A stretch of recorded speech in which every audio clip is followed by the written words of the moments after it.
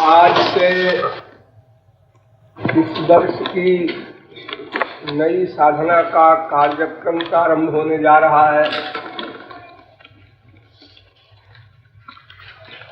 यद्यपि आप लोग प्रतिवर्ष के प्रत्येक नियमों से सुपरिचित हैं,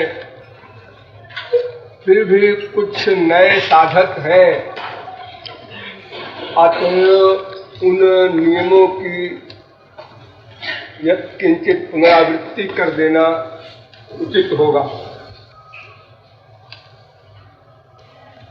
साधना में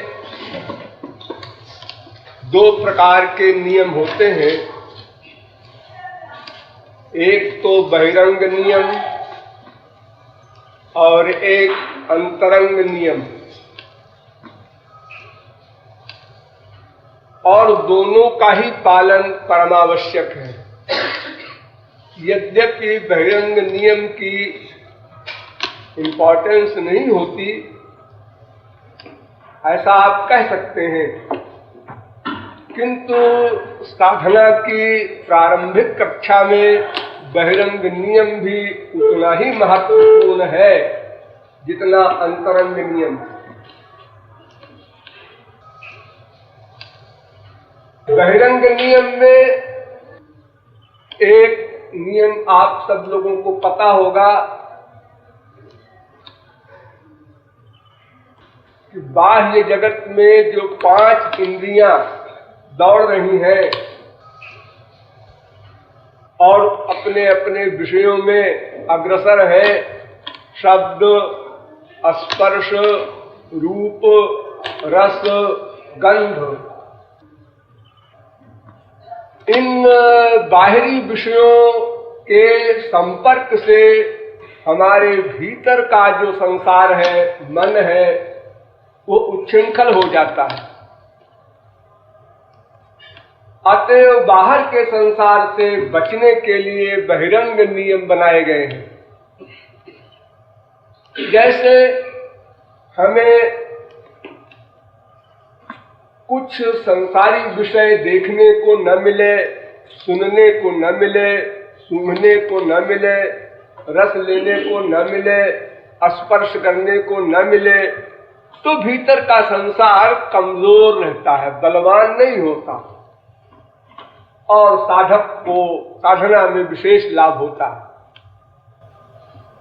तो बाहर देखने का संसार तो यहाँ पर आपको कुछ मिलेगा नहीं, इसीलिए मैंने एक छोटे से गांव में ये साधना भवन बनवाया है।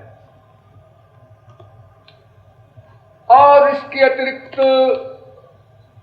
कुछ सूंघने का विषय भी नहीं, यहाँ मार्केट भी नहीं, कुछ खाने का विषय भी ऐसा नहीं कि चलो बाजार में रसगुल्ला खाया हुए इत्यादि, कोई विषय आपको बाहर का नहीं मिलता। किंतु एक विषय ऐसा बलवान है जो कहीं भी दो व्यक्ति इकट्ठे हो तो वो मिल जाता है, और वो सबसे भयानक है। वो है बोलना, सुनना। हमारे अंतःकरण पर शब्दों का बहुत बड़ा प्रभाव पड़ता है। हमारे देश में क्या विश्व में हजारों आत्महत्याएं होती हैं शब्दों के ऊपर। स्त्री ने पति से कुछ कह दिया, बेटे ने बाप से कुछ कह दिया। क्या कह दिया? शब्द। हम तुम्हारी शक्ल नहीं देखना चाहते, गेट आउट इत्यादि कोई भयानक शब्द बोल दिए गए। उसका चिंतन कर करके लोग मर्डर कर देते हैं या आत्महत्या तक कर लेते हैं। ये सब क्या है? ये है शब्दजन्य कुसंग। शब्द ही तो बोला, काका गागा के शब्द है, उसी को जोड़ करके हम एक शब्द बना लेते हैं, अक्षरों को जोड़ करके। कोई बात ऐसी नहीं कि उसने न कोई मारा, न पीटा, न कुछ नहीं, एक शब्द सुनने मात्र से। और देखो तो यहाँ तक हम आप लोगों से बताएं कि हमारे देश में तो हजारों बच्चे हाई स्कूल, इंटर के विद्यार्थी रिजल्ट सुन करके आत्महत्या कर लेते हैं। शब्द ही तो है, और क्या है? तो ये शब्द सबसे भयानक है। ईश्वर का विषय छोड़ दिया जाए भी यदि, और संसार में यदि शब्दों पर कंट्रोल हो जाए तो हमारे विश्व की 50% अशांति समाप्त हो जाए। इतना बड़ा ये भयंकर रोग है शब्दों। छोटा सा एक शब्द हमको मजबूर कर देता है कि हम घंटों, दिनों, महीनों, सालों और पूरी लाइफ तक चिंतन करते रहे। उसने हमको ऐसा कहा था, उसने हमको ऐसा कहा था। एक अहंकार है भीतर, एक रोग, उसी के कारण हम लोग फील करते हैं और उसी के कारण अनादिकाल से दुखी हैं। वरना हम लोगों की हैसियत क्या है? अगर गंभीरता पूर्वक आप सोचे तो कुत्ते, बिल्ली, गधे आपसे अनंत गुना अच्छे हैं भीतर की दृष्टि से, अंतरंग संसार से। गाय को सूखी घास मिलती है और बहुत बड़ा सौभाग्य हुआ तो हरी घास मिल गई, बस छुट्टी। इसी में वो गाय विभोर है। और हमारे लिए लाखों प्रकार के खाद्य पदार्थ विश्व में बनाए गए, फिर भी हम परेशान हैं केवल रसना के लिए।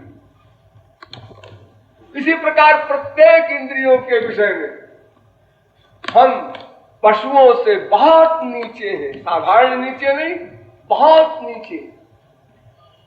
अगर हमारी कोई विशेषता है तो केवल बुद्धि की है, और उस बुद्धि का अगर कोई उपयोग है तो ईश्वर प्राप्ति है। वो हम लोग करते नहीं, किए नहीं, विशेष समय या रुचि नहीं लेते, तो फिर हम किस बेसिस पर कहते हैं हम मनुष्य हैं, हम ब्राह्मण हैं, हम पंजाबी, बंगाली हैं, कलेक्टर, कमिश्नर, गवर्नर है?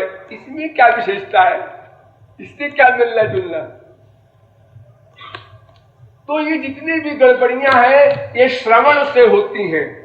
इसलिए मैंने यहां नियम कर रखा है कि कोई व्यक्ति किसी से न बोले, इसलिए कोई व्यक्ति किसी की न सुने, इसलिए उस विषय का कोई चिंतन ही न हो। तो ये सबसे पहला और कड़ा नियम है, जो कि भारतवर्ष क्या विश्व में किसी भी आश्रम में, किसी भी प्रचारक के यहाँ ये नियम नहीं है। अगर बहुत से बहुत लोगों के यहाँ कहीं कड़ा नियम है तो 1 घंटा, आधा घंटा जब कीर्तन होता है उस समय कह देते हैं। ऐसा कुछ जगहों पर है, भाई देखो यहाँ हॉल में बात नहीं करना, कोई इसके बाहर कर सकते हो।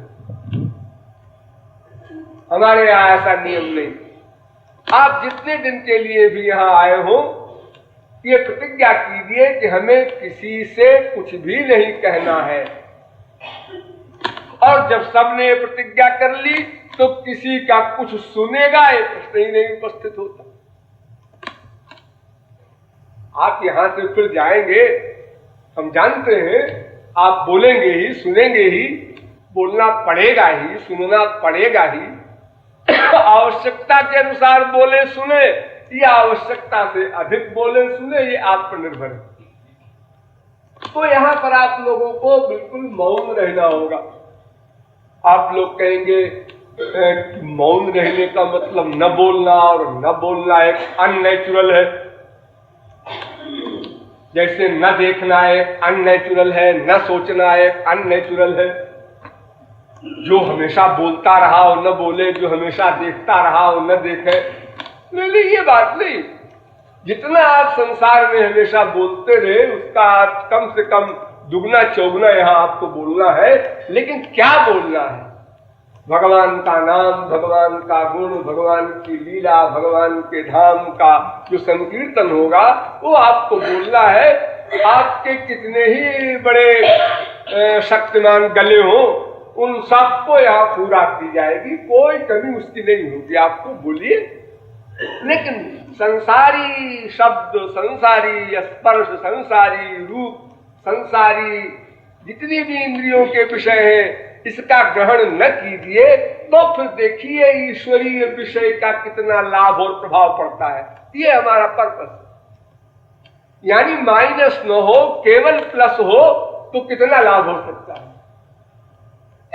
आप लोग घर में भी साधना करते होंगे घंटे 2 घंटे, लेकिन उसके अतिरिक्त जितना भी समय आपको मिलता है वो माइनस में जाता है। संसार की सुनो, संसार से बोलो, संसार को देखो, इस सब विषय के प्रपंच आपको इतना अधिक बिगाड़ देते हैं कि घंटे 2 घंटे की आपकी साधना का कोई विशेष परिणाम आपके समक्ष अनुभव में नहीं आता। तो इसलिए यहाँ आने का अभिप्राय यही है कि हम केवल साधना के लिए ही आए हैं, भी नहीं। भी तो आपके अपने नगर में, अपने घर में होता ही है, यहाँ तो ही के लिए आए हैं। इसलिए आप सब लोग अपने अंतःकरण से प्रतिज्ञा कीजिए, हमें किसी से नहीं बोलना है, किसी की नहीं सुनना है। एक बहिरंग नियम यह है। दूसरा बहिरंग नियम जो सभी जगह होता है वो ये है, हर काम टाइम पर किया जाए। मटेरियल मैन के लिए भी, जिसको ना जो नास्तिक हो वो भी इस सिद्धांत को मानता है कि चूंकि शरीर नेचर का है, प्रकृति का है, माया का है, इसलिए हर काम पंक्चुअलिटी से हो, टाइम से हो। जिस समय घंटी जिस काम के लिए बजे उस समय आपको वो काम करना है। अगर आप कहें कि हम नहीं करेंगे तो क्या करेंगे, तो यदि आप नहीं करना चाहते और गलती से आप आ गए हैं तो बड़ी सभ्यता के साथ आप वापस जा सकते हैं। इसमें परमिशन की आवश्यकता नहीं है कि हम क्या जा सकते हैं, ऐसा नहीं। लेकिन यदि आप तो रहे और साधना करने आए हैं और उन नियमों का पालन न करें तो ये मनुष्य के लिए तो बड़ी लज्जा की बात है। और फिर बहैसियत टीचर आपको हम दंड भी दे सकते हैं, और दंड में ऐसा तो नहीं कि आपको हम लठिया मारेंगे, यही कहेंगे कि अब आप कृपया बिस्तर बांध कर चले जाइए। तो ऐसी नौबत ना आवे। आपको अगर नियम का पालन नहीं करना है, ऐसा कुछ आपकी प्रतिज्ञा हो, तो आप साधना प्रारंभ होने के पहले ही चले जाएं। और अगर नियम का पालन करना है तो हम ये नहीं मान सकते कि कोई व्यक्ति इन साधारण नियमों का पालन नहीं कर सकता। घंटी बजी आप खाना खाने नहीं जाते, घंटी बजी आप नाश्ते के लिए नहीं जाते, बाद में जाते हैं, तो यहाँ का नियम है कि बाद में जाने वाले को खाना नाश्ता नहीं मिलेगा, और अगर मुझसे शिकायत की गई तो दंड अलग से मिलेगा।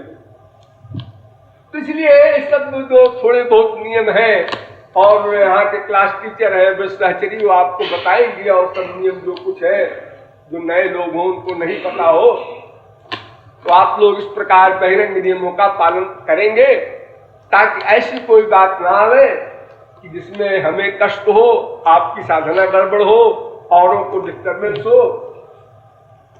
और अब रह गया अंतरंग, भीतर का नियम, थोड़ा उसको समझ लीजिए।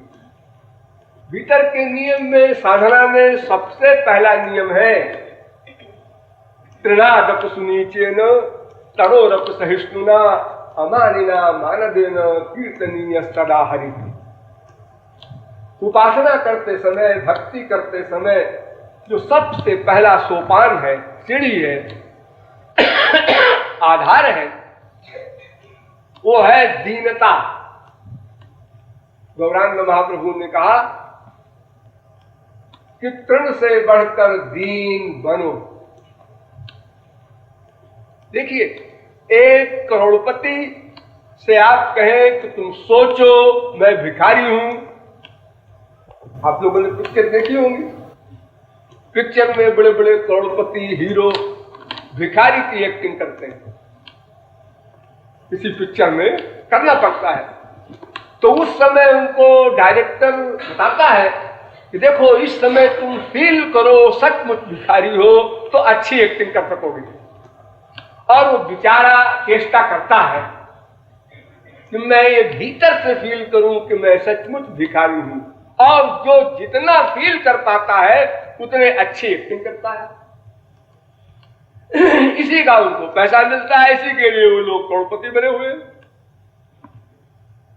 तो वहां तो विपरीत बात है, यानी वो है करोड़पति और उसको फील करना है जबरदस्ती कि मैं भिखारी हूं। लेकिन यहां ऐसा नहीं है, हम लोग सचमुच दीन है। क्या है हमारे पास जिसके बल पर हम ये माने कि हम दीन नहीं है, हम भी कुछ है? क्या है जरा बताइए। शरीर इतना गंदा कि अगर एक दिन न नहाए और किसी के चमड़े पर कोई नाक रखकर देखे उसके पसीने की बदबू का क्या स्वरूप है। ये तो आपका शरीर है। एक एक शरीर के छिद्र से गंदगी निकलती है 24 घंटे। रोगी अलग है। इस शरीर का अहंकार करेंगे आप, कैसे करेंगे? और फिर अगर शरीर का भी अहंकार करें तो किस गुण का करेंगे? चलो शरीर से का ही संबंध सोच ले। रूप में कामदेव टॉप करता है। कामदेव रति रूप की अथॉरिटी है। अगर वो आपके सामने यहां खड़े हो जाए तो जितने यहां बैठे हैं सब बेहोश हो जाए या मर जाए। क्यों? उनके सौंदर्य के सुख को आप लोग बर्दाश्त नहीं कर सकते। आप उनके आगे क्या सुंदर है जिस शीशे में देख के विभोर हो रहे हैं। बुद्धि में बृहस्पति सरस्वती अथॉरिटी है। आपकी अकल क्या है? साल भर का कोर्स पढ़ते हैं BA MA में, उसमें भी अगर 60% आ गया तो बड़े विभोर है। हम तो फर्स्ट डिवीजन है। ये अकल का हाल है। हमारे यहाँ तो ऐसे ऐसे हुए हैं महापुरुष, उनका नाम ही पड़ गया सुश्रुत, सुना याद हो गया, दोबारा उसको नहीं पढ़ा नहीं सुना, सुना याद हो गया। ऐसे ऐसे मनुष्य हुए हमारे इसी भारत में, और इनसे भी आगे कुछ हुए हैं, पढ़ा नहीं सुना नहीं फिर भी याद हो गया। तो बताओ आप अपनी बुद्धि का गर्व उनके सामने कैसे करेंगे? कहां गिनती है आपकी? आपको तो छोटी छोटी बातें, मैंने आपसे कल कहा था ना कि वहां चले जाना, अरे हाँ महाराज जी भूल गए। ये अकल का हाल है आपका। एक दिन में ही भूल जाते हैं। आपको जो बताया जाए भूल गए। महाराज जी क्या बताएं, मेमोरी खराब हो गई। क्यों? महाराज जी बात यह है कि बुढ़ापा आ रहा है। जितने ऋषि मुनि हमारे यहाँ सब बुढ़ापे में ही ये शास्त्रों वेदों को लिखे हैं, उनकी मेमोरी तो खराब नहीं होगी। तुम्हारी कैसे खराब होगी? अभी 50 साल के लिए नहीं, मेमोरी खराब होगी। क्या बहाना बना रहे हैं? अरे हमेशा की ऐसे ही मेमोरी है, खराब नहीं होगी। तो बुद्धि में क्या अहंकार करो, रूप में क्या अहंकार करो, धन में क्या अहंकार करो। 1 करोड़ है, 1 अरब है। एक फकीर हुए हैं यूनान में, उनके पास एक राजा पहुंचे। उन्होंने कहा कि महाराज मैं कुछ सेवा आपकी करूं। सामने खड़े थे तो उन्होंने कहा हट जा, धूप छोड़ दे, सेवा करेगा। हाँ डांट रहे, मैं इतना बड़ा राजा, इधर आ, बता। एक दुनिया का नक्शा मंगाया और कहा दुनिया कितनी बड़ी है? तो उन्होंने कहा इतनी बड़ी है। बेवकूफ, इतनी बड़ी नहीं है, ये तो तेरा मृत्युलोक है छोटा सा, इसकी अनंत गुना बड़ी दुनिया है। अच्छा देख, ये जो वर्तमान दुनिया तू देख रहा है, इस दुनिया में मिस्र कहाँ है? तो उन्होंने कहा यहां पर है। एक बिंदु लगा दो, मिस्र बन गया इतनी बड़ी दुनिया में। इस मिस्र में तेरा राज्य कहां है? उस बिंदु के अंदर एक बिंदु लगा दो, वहां उसका राज्य हो गया। तो क्यों रे, इतनी बड़ी दुनिया में एक बिंदु के अंदर और बारीक बिंदु लगाओ, उतना तेरा राज्य है, उसका कर्म करता है। कहां है तेरी स्थिति, तेरा वैभव क्या स्थिति रखता है? तो ये साधारण अरबपति खरबपति भी अगर कोई हो तो अनंत कोटि ब्रह्मांड नायक सर्वशक्तिमान भगवान की बात तो छोड़ दो, स्वर्ग सम्राट इंद्र के ऐश्वर्य के आगे, कुबेर की संपत्ति के आगे भी ये तुम्हारे सारे ब्रह्मांड की संपत्ति नथिंग है। किस बात का अहंकार कर? सोचिए आप लोग अकेले में किस बात का अहंकार करें। एक भी चीज तो हमारे पास ऐसी नहीं है जो अद्वितीय हो। अद्वितीय, अद्वितीय माने उसका कोई मुकाबला ना हो। और बहुत से विषय तो ऐसे हैं जिसमें आप जीरो हैं, कुछ भी नहीं जानते। जरा से लाइट का स्विच खराब हो गया, 200 आदमी बैठे हैं, ठीक कर दो, हमको नहीं आता, हमको नहीं आता। अरे आप तो डबल MA है, PhD है, DLit है, IAS है, वो तो सब ठीक है, लेकिन वो नहीं आता। हा? तो किसी सब्जेक्ट में तो आप जीरो। तो बुद्धि का अहंकार कैसे करें, धन का अहंकार कैसे करें? कोई भी चीज आपके पास ऐसी नहीं है जो आप अगर बारीकी से सोचें तो अहंकार करने की हो। इसलिए गौरांग महाप्रभु ने कहा भाई देखो, तुम लोगों को बनना नहीं है, जबरदस्ती नहीं सोचना है, नेचुरल। तुम दीन हो, मान लो। तुमने जो उल्टा सोचा है, मैं भी कुछ हूं, ये तुम्हारे सोचने का रिएक्शन है। फैक्ट में कुछ नहीं हो तुम, लेकिन तुमने जबरदस्ती सारे जीवन सोचा और लोगों के सामने शो किया, ऐसा कपड़ा पहने, ऐसा चले, ऐसा बोले, ऐसा बैठे, ऐसा करे तो बड़े आदमी कहलाएंगे, काबिल कहलाएंगे, बड़ी पर्सनैलिटी लोग समझेंगे। ये एक्टिंग सीखा तुमने सारे जीवन, अपनी आत्मा के खिलाफ बगावत किया, सर्वनाश किया, नेचुरलिटी खो दिया और सदा दुखी है इसी के पीछे।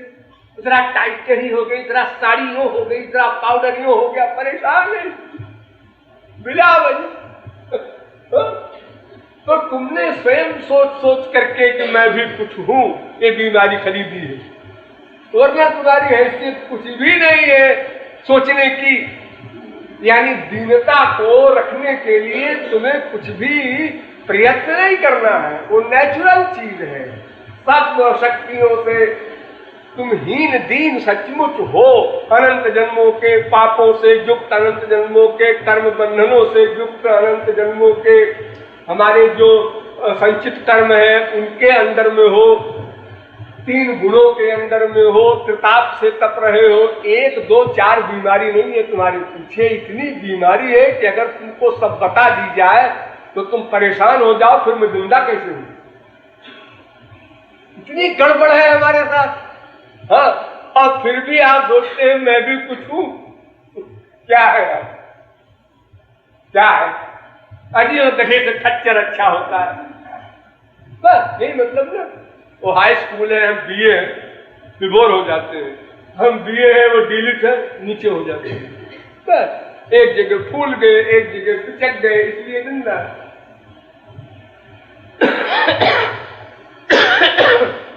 महापुरुषों का आदेश है कि साधना प्रारंभ करने के पहले अपने को भीतर से सचमुच दीन मानो। सब प्रकार के बल, सब प्रकार के हमारे साधन, इनसे अपने को हीन मानो। जैसे कोई तैरना न जानता हो और पानी में डूब रहा हो और वो बेचारा केवल हाथ ऊपर को उठाता है और कोई बस नहीं, उसकी आवाज तक नहीं निकलती, ये सरेंडर कर रहा है, वो शरणागत हो रहा है, किसी बल का अवलंब नहीं है उसको। इस प्रकार इस भव सागर में हम लोग डूब रहे हैं। हमको सचमुच अपने आप को दीन रियलाइज करना चाहिए। तो तृण से बढ़कर दीन भाव को बहुत परिश्रम करने पर आएगा। इसकी बहुत लंबी व्याख्या है कि तृण से बढ़कर दीन भाव कैसे लाया जा सकता है, लेकिन धीरे धीरे अभ्यास करके एक दिन जब वो आ जाएगा फिर कुछ नहीं करना, बस हो गया। अरे भगवान कैसे मिलेंगे आपसे कोई पूछे कि आपको ही कहना पड़ेगा, जो मिलना चाहे मिल ले। कहाँ जाना पड़ेगा? कहीं नहीं। क्या करना पड़ेगा? कुछ नहीं। आंख उठा के देखना पड़ेगा? नहीं। कान से कुछ सुनना पड़ेगा? नहीं। अरे गर्दन तो उठानी पड़ेगी ना। बस तुम चाहो मिल लो, जैसे चाहो वैसे मिल लो। एक दुनियावी दृष्टि से यूं समझ लो कि तुमने सोचा आ जाओ, आ गए। लेकिन वो आ जाओ वाली जो पुकार है, वो जो दीन भाव है, जहां से पुकारा जाता है, जैसे वो अबोध बालक जब खाट पर से गिर जाता है तो चीख पड़ता है, मां भी नहीं बोल सकता। लेकिन जब रोता है जोर से तो मां कुछ भी कर रही हो, क्या हुआ, इतने जोर से बच्चा क्यों रोया, जरूर खाट से गिर गया। तो हमको केवल वो दीनता का जब स्वरूप मिल जाए अभ्यास करते करते, तो बस हमने पुकारा हुआ है। 1 सेकंड के बाद नहीं, 1/100 सेकंड के बाद नहीं, तत्काल। तो तृण से बढ़कर दीन भाव का जो वास्तविक स्वरूप है वो तो साधना के अंत में आएगा, किंतु उसका अभ्यास करना है, और वही सबसे बड़ा मंत्र है। कोई भगवान का अवतार, कोई गुरु विश्व का आवे हुआ होगा, आपको सबसे पहला आदेश सही सही यही देगा, आपको दीन भाव बनाना है, और वो दीन भाव भगवान के आगे बनाना है। संसार के आगे तुम दीन न बनो, भले ही तुम एक्टिंग करो अहंकार की, क्योंकि संसार में सब प्रकार का व्यवहार करना कंपलसरी है। कहीं सीना तान कर खड़े होना पड़ता है, कहीं थप्पड़ मुक्का दिखाना पड़ता है, कहीं लठिया लेकर दौड़ना पड़ता है बदमाशों के लिए। लेकिन ईश्वरीय राज्य में प्रवेश करने के पहले ये मंत्र याद रखो, तृणादब सुनीचेन। वो दीनता सदा भीतर से फील करो, उसको लाओ, वो है मौजूद, उसके लिए ज्यादा प्रयत्न नहीं करना है। ये जो गड़बड़ चिंतन कर डाला है हमने इसी जन्म में, उस चिंतन को समाप्त करके फिर नेचुरलिटी में आना है। हम जैसे हैं वैसे ही हमको अपने आप को मानना है, सीधी सी बात। तो दीनता पूर्वक हम साधना करेंगे, एक पहला नियम अंतरंग। दूसरा नियम, हमें रूप ध्यान करना है, क्योंकि साधना का मतलब केवल यही है कि मन का श्यामा श्याम में लगाव होना, मन का लगाव, ये साधना है। वाणी से नहीं, आंख से नहीं, सर पटकने से नहीं। ये तो बाहरी क्रियाएं तो इसलिए की जाती है कि साधना की पहली कक्षा में थोड़ा इससे हेल्प मिल जाती है, वरना ये सब कोई जरूरत नहीं कि आप एक बार राम कहिए श्याम कहिए, कोई जरूरत नहीं। सर झुकाइए गुरु भगवान को, कोई जरूरत नहीं। प्रारंभिक कक्षा में ये सब जरूरी इसलिए होता है कि ऐसा करने से भीतर के भाव बनाने में हेल्प मिल जाती है, बस, और कोई इंपॉर्टेंस नहीं। सारा काम भीतर करना है। ईश्वर के यहाँ बाहर की क्रिया देखी ही नहीं जाती, लिखी ही नहीं जाती। जैसे होली का मजाक, अप्रैल फूल का मजाक, इसे 0 में गुणा करना, उसी प्रकार बाहरी क्रियाओं को भगवान के यहाँ लिखा ही नहीं जाता। 1 करोड़ भगवान का नाम डेली लेता है और वहां भगवान की फाइल में कुछ लिखा ही नहीं गया, क्योंकि वो फिजिकल ड्रिल कर रहा है, इंद्रियों से वर्क कर रहा है, मन का अटैचमेंट संसार में है, इसलिए उस कार्य का कोई महत्व नहीं। देखो, करोड़ों खून किया अर्जुन ने, हनुमान ने, लक्ष्मण ने, ब्रह्महत्याएं की, ब्राह्मणों को मार डाला कितने, रावण के खानदान को, लेकिन भगवान ने अपने रजिस्टर में कुछ लिखा ही नहीं, दफा 323 भी नहीं लिखी। क्यों? इसलिए कि उस हनुमान, उस अर्जुन, उस लक्ष्मण का मन अपने इष्ट देव में अटैच था, आसक्त था, लगा हुआ था, इसलिए उसके वर्क का कोई मूल्य नहीं। मर्डर है, दुनिया गवाह है, मेरे सामने इतने खून हुए, हाँ हुए, लेकिन इसने खून नहीं की। हमारी दुनियावी गवर्नमेंट में भी एक मुकदमा 10 साल चलता है हाई कोर्ट तक मर्डर का, और अगर जरा भी डाउट हो जाए, यानी उसकी मार डालने की मंशा नहीं थी ये साबित हो जाए, तो साफ छूट जाए। लेकिन अब दुनियावी गवर्नमेंट कोई अंतर्यामी नहीं, इसलिए गलत सजाएं भी मिल जाती है। ईश्वर के यहाँ ये सब कोई गड़बड़ नहीं है, वहां केवल अंतःकरण के विचारों के अनुसार ही वर्क माना जाता है, कर्म माना जाता है। इसलिए रूप ध्यान करने में हमारे मन का लगाव होगा और बस वही साधना साधना कहलाएगी। वैसे तो नथिंग से समथिंग अच्छा है। अरे भाई मुंह से राम राम कर रहे हैं तो गदा गदा कहने से अच्छे ही है, ये आप कह सकते हैं, मानते हैं, लेकिन ये साधना नहीं। साधना तो तब शुरू होगी जब ये दो बातें सामने आवे, दीनता, रूप ध्यान। किसका रूप ध्यान? अपने इष्ट देव का, हरि और गुरु का। और ये रूप ध्यान जब सामने बनाएंगे तो मन लग गया, अब संसार से अपने आप हट गए। अब कुछ वैराग्य नहीं करना है उसको, क्योंकि वैराग्य का मतलब यही है कि संसार से मन हटाना। हटाने की जरूरत नहीं, हमको बस लगाने की जरूरत है। रूप ध्यान करने में मन भगवान में जब लगा, संसार से अपने आप हट गया, डबल लेबर नहीं करना पड़ेगा। तो रूप ध्यान पर आपको विशेष ध्यान देना है।